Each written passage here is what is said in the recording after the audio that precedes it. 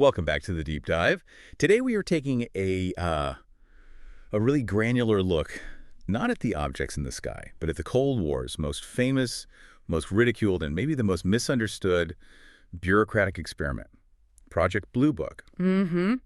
For decades, the public narrative that, we all inherited was deceptively simple. The Air Force looked at the evidence, scratched its head, and just concluded there was nothing physical, nothing alien, and nothing to worry about. But our sources, and these are drawn directly from declassified administrative records, internal intelligence estimates, statistical reports, they reveal a narrative that is just fundamentally different. Right. This deep dive is really our mission to declassify the whole story for you, to expose the systemic divergence between what the government knew internally, what its own scientists were finding, and the skeptical narrative it engineered and pushed publicly for 50 years. Okay, so let's trace the causality here, because that's what this is about. Our goal is to understand how something that started as a genuine, if, a bit frantic military intelligence effort devolved so quickly into what the sources repeatedly describe as a mechanism of public pacification. That's the term. We're examining the administrative history, and what it shows is this project wasn't really about finding flying saucers. It was about managing Cold War anxiety. And, this is crucial, preventing UAP reports from clogging up essential, secure military intelligence channels. And that distinction between genuine intelligence gathering and, let's call it, administrative management, that is everything. If you survey the history of Project Blue Book, you see these two interpretive poles. Okay. Was it a sincere, if maybe limited, scientific inquiry, or was it a calculated disinformation campaign? And the paper trail, the administrative evidence overwhelmingly points in that second direction. So disinformation? Yes. The sources confirm it stopped any genuine, objective intelligence gathering almost immediately after it started. The specific inflection point was when the policy shifted from just identifying a potential aerial threat to actively managing and controlling public perception of that threat. What's so fascinating here is the intent behind the denial. This is the hook that really framed 5 decades of policy. We're going to expose the exact documented moment that policy shifted, including the government's explicit recommendation to use mass media, schools, and yes, even the Disney Corporation, to actively ridicule the entire subject. Right, to condition the public not to report. Exactly. To really understand the policy of denial, you have to ground yourself in the administrative context of 1947. This was not a time of global peace. No, not at all. It was a moment of just acute national security paranoia. The sources stress this terrifying confluence of 2 major geopolitical factors facing the American defense establishment. There were. Well, first you have the geopolitical paranoia, right? The Iron Curtain is descending across Europe, signaling the definitive start of a long, cold conflict with a very determined ideological adversary. The Cold War is officially starting. Exactly. And second, and this might have been even more terrifying for them, was the technological uncertainty. The U.S. had just lost its atomic monopoly. Suddenly, the nation that believed itself technologically invincible was deeply vulnerable. Right. So if you're the Air Force in 1947, the integrity of North American airspace isn't just a concern, it's an existential crisis. If something unexplained is flying at supersonic speeds over your most sensitive military bases, the knee-jerk assumption isn't little green men. No, never. It's instantly assumed to be a secret Soviet technological leap, maybe based on captured German V-weapon designs or something entirely new. The initial operational assumption was that these things were physical, aerodynamic, and, terrestrial threats. And this anxiety was immediately catalyzed in June 1947, famously, by the civilian pilot Kenneth Arnold. On June 24th, Arnold reported 9 crescent-shaped objects near Mount Rainier, and his estimation of their speed, about 1,700 miles per hour, was just astonishing. That's far beyond anything we had or the Soviets were known to have. Far beyond. And the media, always eager for a catchy description, immediately attached the moniker that would plague the entire phenomenon forever: flying saucer. Which sounds so frivolous. The sources note that this casual descriptor arguably did more to damage the scientific credibility of the subject than any government policy could have managed on its own. I think that's right. It just made a high-speed, technically challenging phenomenon sound inherently silly. Yet the initial military response, established in early 1948, was anything but frivolous. It was called Project Sign. Project Sign, okay. And this was the brief, serious era of genuine inquiry. Project Sign was staffed by intelligence officers and engineers based at the Air Materiel Command at Wright Field. and they approached UAP as a serious technical puzzle operating with a mandate for genuine intelligence analysis. So tell us a bit more about the quality of the data they were looking at during this initial, objective period. Oh, they were working with some profoundly compelling data. Yeah. They had the Childs-Whitted encounter in July 1948, where two experienced commercial airline pilots reported a glowing, cigar-shaped object passing within 700 feet of their aircraft. Close. Very close. It caused a jolt. They had the famous Gorman dogfight where a North Dakota Air Guard pilot chased this intensely bright light for nearly half an hour, witnessing extreme acceleration and reversing maneuvers that just defied known aerodynamics. And crucially, they had more than just eyeballs on these things. Yes, that's the key. They had radar tracks, they had visual confirmations by trained military observers, and they were confident in intelligence estimates confirming the Soviet Union absolutely lacked the technological capability to produce anything remotely resembling what was being reported. So the accumulating evidence, driven by objective analysis, it must have led them to a pretty radical conclusion, given the performance of these objects. It did. By late summer 1948, the Project Sign staff drafted what remains, in administrative history, the estimate of the situation.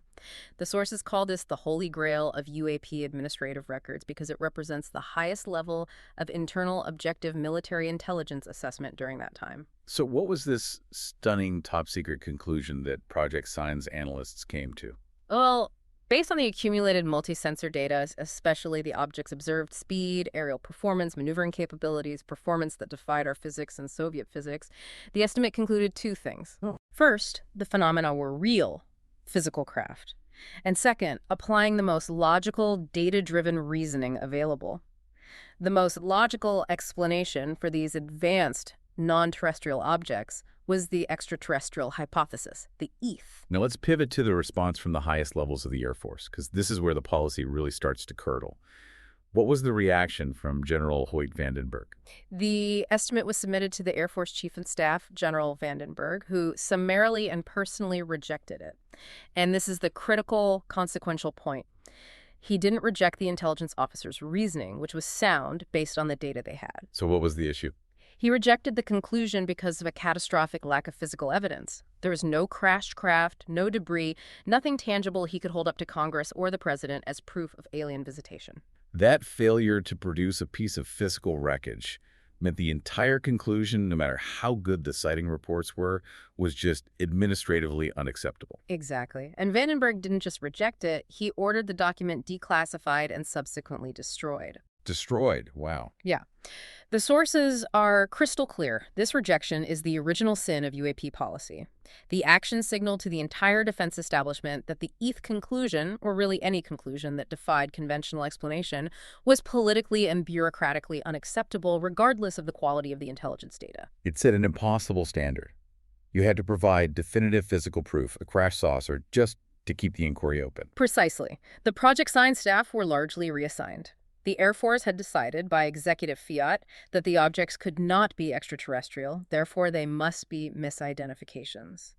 This moment, the rejection and destruction of the estimate, marked the formal, irreversible transition from open inquiry to what became a rigid, conclusion-driven investigation. So the intelligence analysts who took the subject seriously were purged, and the project was immediately reorganized and renamed. The very name of this successor project, Project Grudge, tells you everything you need to know about the Air Force's attitude toward this phenomenon. It really does. Following the purge, the investigation was renamed Project Grudge in February 1949.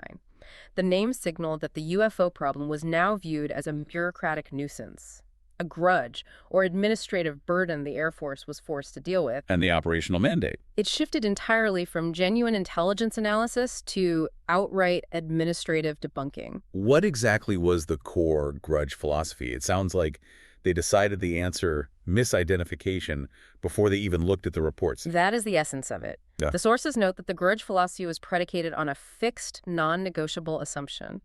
All reports must be the result of mass hysteria, hoaxes, mental aberrations, or a simple misidentification of conventional aircraft or natural phenomena. So there was no category for the genuinely unknown? None. Zero. So how did that fixed philosophy play out in practice? Give us a concrete example of this forced identification. Well, the process became one of aggressive confirmation bias. If a trained military pilot reported seeing a metallic disc outmaneuvering his jet, Maybe it was even tracked on radar. The Grudge analysts' first job was to just disregard the visual and kinetic data. So ignore the pilot. Ignore the pilot. They were instructed to scour astronomical charts and weather reports. If the planet Venus was visible anywhere in that sector of the sky, the sighting was immediately and officially attributed to Venus, period. Even if it was doing things Venus can't do. It didn't matter if Venus was reported to be maneuvering or accelerating from 0 to supersonic speeds, or was tracked on radar below the horizon. The technical impossibility was secondary to the administrative necessity of closing the file. It sounds so counterproductive. I mean, if the reports were genuinely clogging intelligence channels, wouldn't you want to know why so many highly trained observers were seeing these things? Don't you have an obligation to protect your airspace even from mass hallucination? That's a crucial point, and the sources show the Air Force was intensely focused on the threat assessment. In August 1949, Project Grudge released its final report, which recommended drastically reducing the scope of the investigation. And the core doctrine established here is vital and disturbing. Which was? The report argued that the mere existence of an official Air Force investigation encouraged public belief, and that belief contributed to a dangerous climate of war hysteria. So the investigation itself became the enemy. Yes. The Grudge Doctrine stated that the danger to national security was not the physical object in the sky, which they had administratively deemed non-existent, but the report of the object. The report was the problem. The report generated noise, which clogged sensitive intelligence channels, distracted personnel, and risked panicking the public. Their logic was, well, from their perspective, it was ironclad. The only way to secure the nation was to stop the reports entirely by convincing the public that there was nothing real to report. The doctrine was clear. Administrative denial was the fastest route to national security. The fatal flaw of that doctrine of containment, as established by Grudge, is that reality doesn't really adhere to administrative policy. Right. Reports didn't diminish. They increased dramatically in frequency and quality, leading to what's known as the Great Flap of 1952. This massive failure forced the Air Force to completely overhaul its approach and reactivate a full-scale investigation, which they named Project Blue Book. And this reactivation, despite the Grudge philosophy, it suggests the threat level was still perceived as serious. This is where Captain Edward J. Ruppelt enters, and at least initially, he brought a temporary return to objectivity. Precisely. In March 1952, Ruppelt took command, and he is often cited as the most objective and competent director Blue Book ever had. Recognizing the damage done by the Grudge biases, he attempted a systemic reversal. He standardized reporting procedures, he elevated the project's status, and notably, he coined the term UFO. Unidentified flying object. Right. He did this specifically to replace the pejorative and frivolous flying saucer in an attempt to restore some dignity and seriousness to the phenomenon. So under Ruppelt, we had a brief window where a genuine inquiry was being attempted. Absolutely. He initiated the famous Battelle Memorial Institute Statistical Analysis Special Report 14 to provide rigorous data, which we will get to shortly. And during his tenure, the project was forced to acknowledge that a residual percentage of cases, which he designated as the unknowns, truly defied all attempts at conventional explanation. But the containment failure culminated dramatically that summer in the nation's capital, really forcing the hand of the Air Force. The crisis point was the Washington National Airport sightings in July 1952. This wasn't a single sighting. It happened over 2 consecutive weekends. Radar operators at Washington National and Andrews Air Force Base tracked formations of unidentified blips moving erratically over the most sensitive airspace in the world. Over the White House, the Capitol. The White House, the Capitol building, the Pentagon. The sheer audacity of the sightings must have signaled a complete breakdown in air defense confidence. It was a national security nightmare. And they scrambled jets. They did.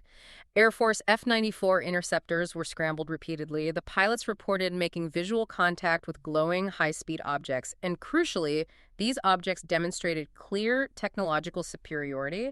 They either outran the jets or just vanished immediately from radar as the interceptors approached. Gone. Completely gone, only to reappear once the jets departed the area. This was not a reflection or a weather balloon. And the public was watching this whole thing unfold in the national headlines, forcing a massive official response.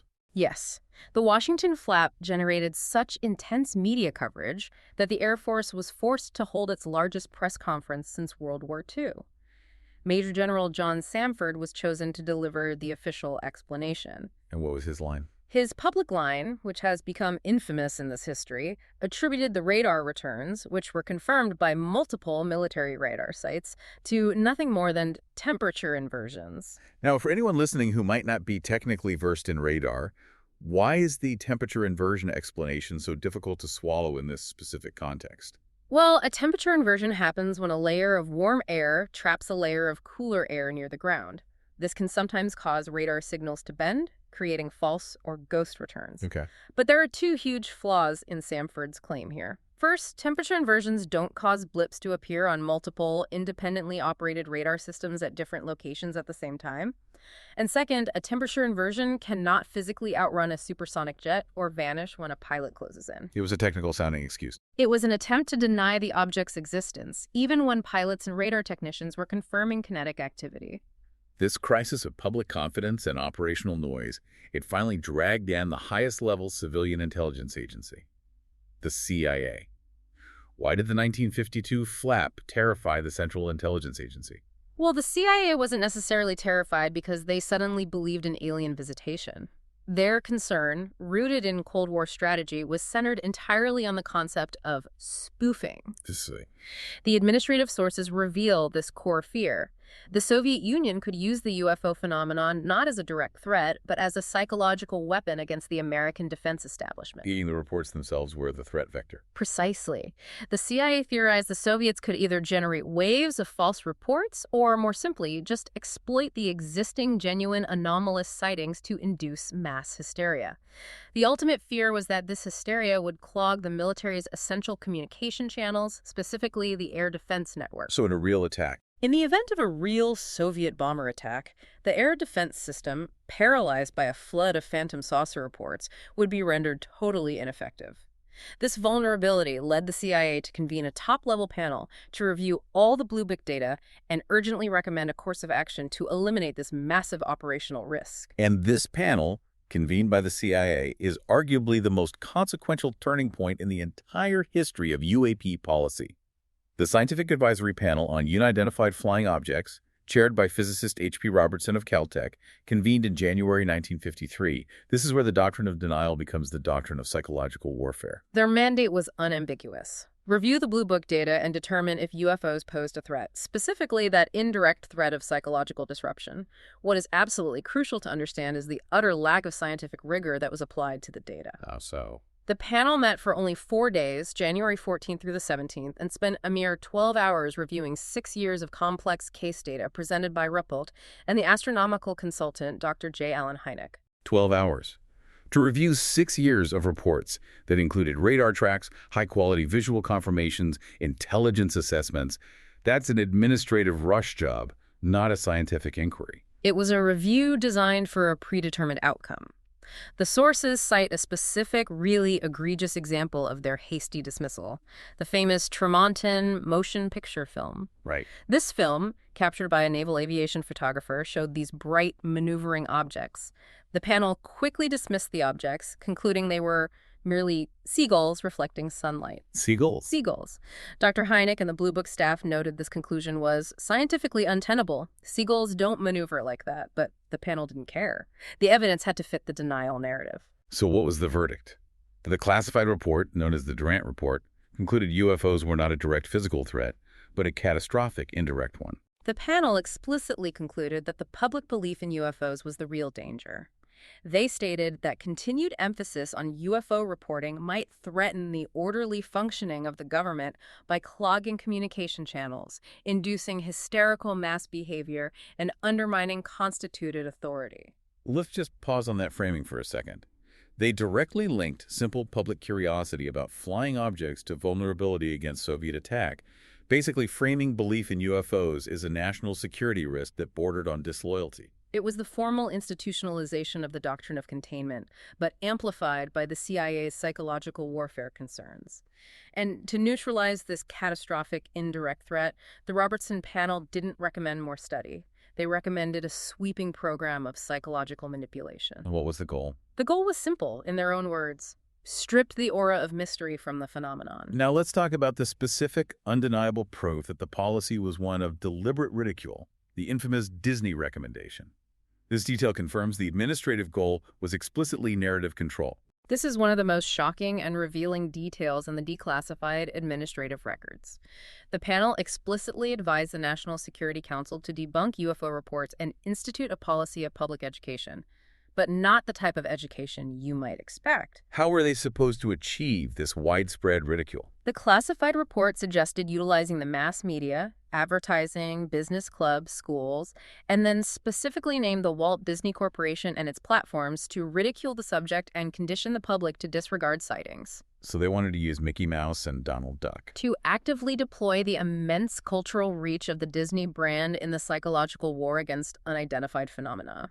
This confirms the strategy wasn't passive denial. It was active, coordinated psychological manipulation designed to install a social and scientific laughter curtain. And it went even further than that. Oh, yeah. That architecture of stigma extended far beyond media ridicule. The panel also recommended that civilian UFO research groups like APRO and CFSI be watched for subversive activities. They argued that these groups, just by encouraging reporting, were indirectly contributing to the national security vulnerability. So, in the eyes of the intelligence community, asking questions about flying objects, even privately, became conflated with potential communist infiltration. It's incredible. The Robertson panel's recommendations finalize the entire architecture of stigma, ridicule the subject, criminalize the curiosity, and ensure that anyone who reported or investigated seriously would be risking their reputation, their job, and maybe even their perceived loyalty to the nation. After the Robertson panel's recommendations were quickly adopted and codified, Captain Ruppelt soon left, disillusioned by the whole mandate. Project Blue Book was effectively neutered. Just a shell. Completely. Yeah. Its operational philosophy shifted entirely to explanation at any cost. It became purely a public relations exercise designed to absorb sightings, process them with predetermined conclusions, and issue reassuring press releases, regardless of the quality of the underlying data. You mentioned earlier that Ruppelt had commissioned a rigorous high-level statistical study by the Battelle Memorial Institute. This study, Special Report 14, released in 1955, contains the internal statistical truth that directly, mathematically contradicted the new public denial policy. Let's look deeply at the numbers here. Special Report number 14 was a rigorous, scientifically funded study analyzing over 3,000 sightings. And the internal findings were just damning for the denial doctrine. The unknowns, the 21.5% of cases that couldn't be explained, were statistically proven to be distinct from the knowns. Okay, how exactly did Battelle prove that these two groups, the knowns and the unknowns, were statistically different? They examined two major factors. First, they looked at witness quality and training. They found that the better the quality of the sighting, meaning the higher the reliability of the witness, their professional training like a pilot or police officer, or the longer the duration of the observation, the more likely that sighting was to be classified as unknown. That is a direct contradiction of the core skeptical premise. The public narrative was always that only hysterical or unreliable people saw UFOs. Battelle proved the opposite. The most reliable observers reported more of the genuinely anomalous cases. Absolutely. And the second, more technical proof involved what are called chi-square tests. They applied this rigorous statistical method to the characteristics of the reported objects: color, speed, duration, shape, luminosity. And what does that test tell you? Conceptually, a chi-square test helps determine if two sets of data are related. So if the unknowns were just blurry, slightly different versions of the knowns, like weather balloons or meteors, the test would show a strong correlation. And what did the test show? The conclusion was devastating for the Air Force's public stance. The probability that unknowns were simply misidentified knowns was determined to be less than 1%. 1%. Less than 1%. The Battelle study mathematically confirmed that the unknowns constituted a statistically distinct class of phenomena. They were simply not misidentified conventional objects. This is the ultimate internal contradiction. The Air Force paid for and received scientific proof that a high-quality residual percentage of cases were truly anomalous, defying explanation by known aircraft or natural phenomena. Yet, what did the Air Force's Office of Information tell the public? They issued a summary that stated the report proved UFOs did not exist and that the 21.5% unknowns were only unexplained due to a lack of data. This was a deliberate misrepresentation of the statistical findings. Yeah, it's a lie. It proves the administrative pacifier policy superseded scientific integrity and bureaucratic honesty. The scientific finding was irrelevant. The administrative goal was to shut down public inquiry. And this is the soul-crushing environment in which Dr. J. Allen Hynek had to operate, serving as the official astronomical consultant for Blue Book. We know he started as a firm skeptic, adhering to the standard line, but this systemic denial must have rapidly transformed his perspective. It did. Hynek gradually transitioned from official skeptic to reluctant, then vocal, critic.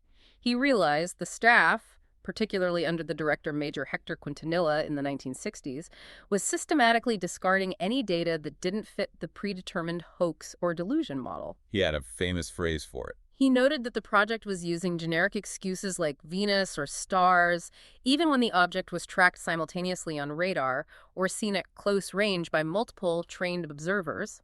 He famously summarized Blue Book's bureaucratic function with a scathing phrase: A society for the explanation of the uninvestigated. Exactly. Its role was to explain away cases without actually investigating the evidence, simply to manage the public perception. And the absurdity of this debunking mandate reached its national zenith in 1966 with the infamous swamp gas incident. This was the moment the public stopped being pacified and started actively ridiculing the government's denial. This was the peak of the public relations disaster. During a massive wave of sightings across Michigan, police officers and civilians reported multicolored, glowing objects moving low over swampy areas. The pressure on the Air Force to explain the high volume and quality of these reports was immense. And Hynek was sent out. Hynek, under this immense administrative pressure, suggested the lights might be insufficient, or swamp gas, and that instantly turned the government and the Air Force into a national punchline. The public and the media just widely ridiculed the explanation as a desperate, scientifically nonsensical attempt to dismiss reports that clearly described structured craft behavior. The backlash was so severe that Congressman Gerald Ford, who was then the House Minority Leader, called for a congressional investigation, labeling the Air Force's dismissive response as flippant. The pacifier strategy was finally backfiring spectacularly. Let's talk about the human cost of this administrative denial, because the policy wasn't abstract. The Portage County Chase is a grim, heartbreaking testament to the successful application of the Robertson Panel's stigma architecture. The Portage County Chase in April 1966 is a perfect, tragic example of the systemic cruelty inherent in the denial doctrine. Deputy Sheriff Dale Spar, an experienced law enforcement officer, along with two other officers, chased a metallic, disc-shaped object that rose from the woods. For how long? They pursued it for 86 miles across 2 states at speeds exceeding 100 mph, observing it hover, emit light, and then shoot straight up into the sky. This was multi-witness confirmation by trained police personnel tracking a distinct physical object for over an hour. And what was Major Quintanilla's official Blue Book conclusion for this extended high-speed chase? They concluded the officers had chased the planet Venus and a communication satellite. As the administrative sources emphatically point out, this was astronomically impossible given the position of Venus at the time, the duration of the chase, the kinetic maneuvering observed. It was a lie designed only to eliminate the report. And the cost of that denial to Deputy Spar's life is essential to understanding the success of the policy. It is. The Air Force's official refusal to validate the report destroyed Dale Spar's professional life and personal reputation. He was immediately ridiculed in the press, subjected to intense psychological pressure, his marriage collapsed under the strain of the public scrutiny, and he eventually lost his job, ending up working in a coal mine. That's just profound. The case stands as a grim testament to the effectiveness of the Robertson Panel's 1953 recommendations.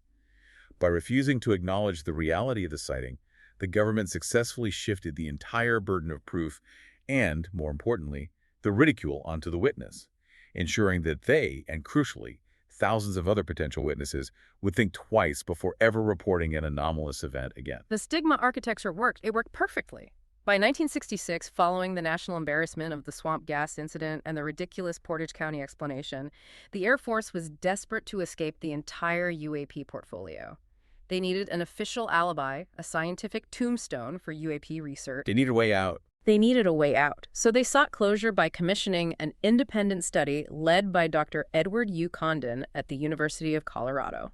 But the integrity of this independent study was fatally compromised before it even began, thanks to the now famous Lowe memo. Absolutely. Robert Lowe, the project coordinator, wrote a confidential memo in August 1966 outlining the strategic objective.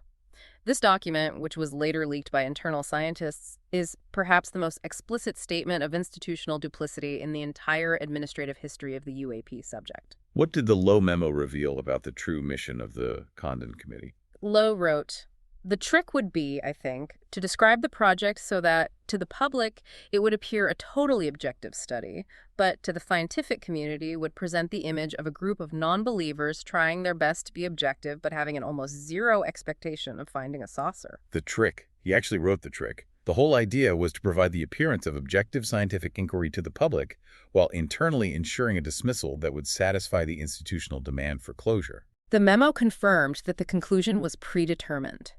The entire goal was not to investigate, but to provide the Air Force with a scientifically sanctioned alibi to close Project Blue Book forever, thereby finalizing the containment doctrine. When the final Condon report was released in 1969, the media only focused on Condon's public introduction. What was the headline summary that shaped public opinion for the next half-century? Condon's public conclusion was sweeping. Nothing has come from the study of UFOs in the past 21 years that has added to scientific knowledge, and that further study was completely unjustified.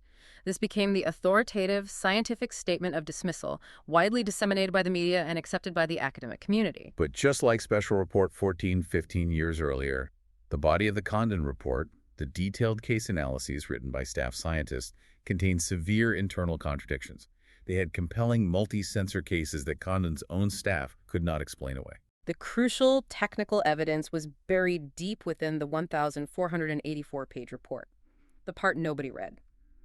Let's look at two specific examples that demonstrate the failure of Condon's own debunking mandate. First, the Lakenheath Bentwaters incident from 1956. Tell us about the Lakenheath case and its technical significance. This incident involves simultaneous radar visual confirmation of a UAP over the UK by both the Royal Air Force and the US Air Force. The object was tracked, visually confirmed, and then demonstrated what the internal Condon analysis called rational, intelligent behavior, outmaneuvering a scrambling jet fighter. So what was the reluctant conclusion of the Condon analyst reviewing this case?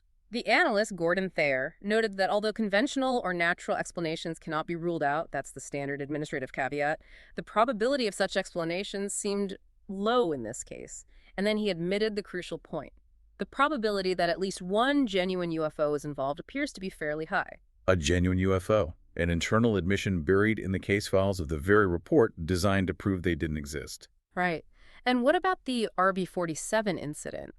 This case relied on electronic data, which should have been even harder for the committee to dismiss. Yeah, that's not just an eyeball witness. Exactly.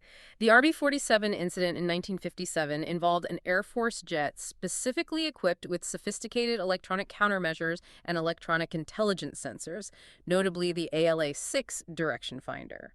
And for anyone listening, what does that ELINT equipment do? Why is that data more authoritative than a visual sighting? ELINT sensors don't rely on reflections like standard radar. They are designed to passively track electromagnetic emissions, meaning they detect energy sources. In the RB-47 case, a UFO followed the jet for over 700 miles across the southern U.S. That's 700 miles. It was tracked visually by the crew and, critically, electronically by the ELINT gear, which confirmed it was actively emitting a specific radar frequency. The object was literally broadcasting its presence. A temperature inversion, Venus, or swamp gas simply cannot emit a discrete radar frequency that is tracked for 700 miles. That's hard data. It's hard data, and Thayer's analysis in the Condon report admitted this case was most puzzling and remained unexplained. The presence of these unexplained cases, supported by multi-sensor data and highly trained personnel, highlights the profound, deliberate gap between the project's internal knowledge and its public, dismissive conclusion. Ultimately, the Air Force seized Condon's dismissive summary, completely ignoring the complex and unexplained case files, to officially close Project Blue Book on December 17, 1969. Their final public declaration was that no UFO investigated had ever indicated a threat to national security. And this final declaration was the capstone of the entire bureaucratic sleight of hand. The sources confirmed this deception with the release of the 1969 Bollinger Memo. Brigadier General C.H. Bollinger confirmed in this memo that reports that did affect national security were routed through standard, classified Air Force channels. They never went to Blue Book. They were never meant to be part of the public Blue Book system at all. So Project Blue Book was, in the most literal and cynical sense, a public relations containment vessel. It was engineered to absorb the residual non-essential reports and ridicule them, providing a convincing, visible denial to the public, while the serious, potentially threat-related cases were quietly handled behind classified desks. That is the administrative history in a nutshell. The system worked perfectly, as intended by the Robertson panel. For nearly half a century following the Condon Report, the laughter curtain it established was ironclad. It successfully ensured that military pilots kept silent, the media ridiculed the subject, and the scientific community just looked away. And that paradigm finally collapsed. It did, with the 2017 revelation of the secret Pentagon program, ATIP, the Advanced Aerospace Threat Identification Program, and the subsequent official government reporting. This shift marks the official repudiation of the Blue Book doctrine. We are seeing a complete methodological and philosophical inversion in how the U.S. government now approaches unidentified anomalous phenomena, or UAP. The modern legislative framework, culminating in the establishment of the All-Domain Anomaly Resolution Office, or AARO, in 2022, officially repudiates the central administrative tenets established way back in 1953. So let's look at the core philosophical reversal regarding that architecture of stigma.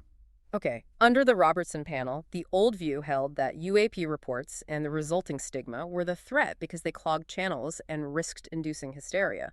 The new view, codified by ARO and current legislation, is that stigma itself is the threat. Stigma is the problem now. Stigma is now viewed as a national security risk because it prevents trained pilots and personnel from reporting genuine safety hazards or potential adversary breakthroughs. The emphasis has shifted entirely from public management to flight safety and intelligence gathering. And the reliance on data has fundamentally changed, moving away from easily discredited eyewitness testimony, which Blue Book relied on. Exactly. Blue Book relied heavily on human observation, which was easily debunked with a simple swamp gas explanation. The modern systems rely heavily on sensor dominance, focusing on multi-sensor correlation simultaneous data from radar, infrared, and electro-optical systems. Right. This shift acknowledges that hard, objective data from military platforms must supersede easily dismissed eyewitness accounts. The evidence needs to be treated like the RB-47 case, not the Portage County one. Finally, the foundational no-threat conclusion that Blue Book used to justify its closure has been officially tossed out the window. It has. The 2021 Office of the Director of National Intelligence Preliminary Assessment explicitly stated that UAP pose a hazard to safety of flight and could represent adversary breakthroughs. This directly, formally, and administratively contradicts the key conclusion of Project Blue Book and the Condon Report.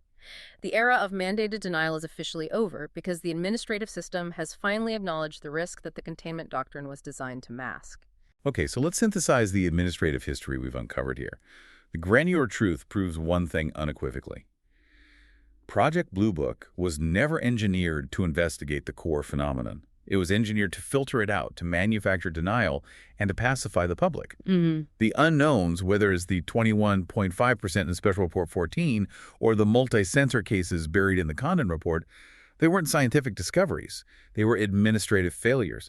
Evidence that the pacifier system had simply failed to explain away a high-quality sighting. And if we connect this administrative architecture to the bigger picture, the transition from the ridiculous explanation of swamp gas to the current serious official terminology of unidentified anomalous phenomena is so much more than just a change in vocabulary. It's a policy shift. It's a fundamental admission that the policy of pacification born out of Cold War anxiety in 1953 came at the catastrophic cost of national awareness. It created a self-inflicted 50-year blind spot, ensuring that every time a genuine anomaly was detected, the system was engineered to look away, all in the name of administrative order. The true long-term cost of the Robertson panel's stigma architecture was immense. It was the ridicule and professional ruin of honest witnesses like Deputy Spar, yes. But it was also the systemic, half-century scientific and technological delay it imposed on the entire field of atmospheric and aerospace anomaly research. We're playing catch-up today because of a political decision made in 1953. Based on the rejection of data. And that 50-year administrative delay is why it is so critically important to declassify the whole story for the people, to understand the policy that created the knowledge gap we are now scrambling to close in the face of genuine national security concerns. We've taken a deep dive into the administrative history of denial, and that's what we do here. So make sure you subscribe and follow the deep dive. New episodes drop every Tuesday and Friday. We'll see you next time.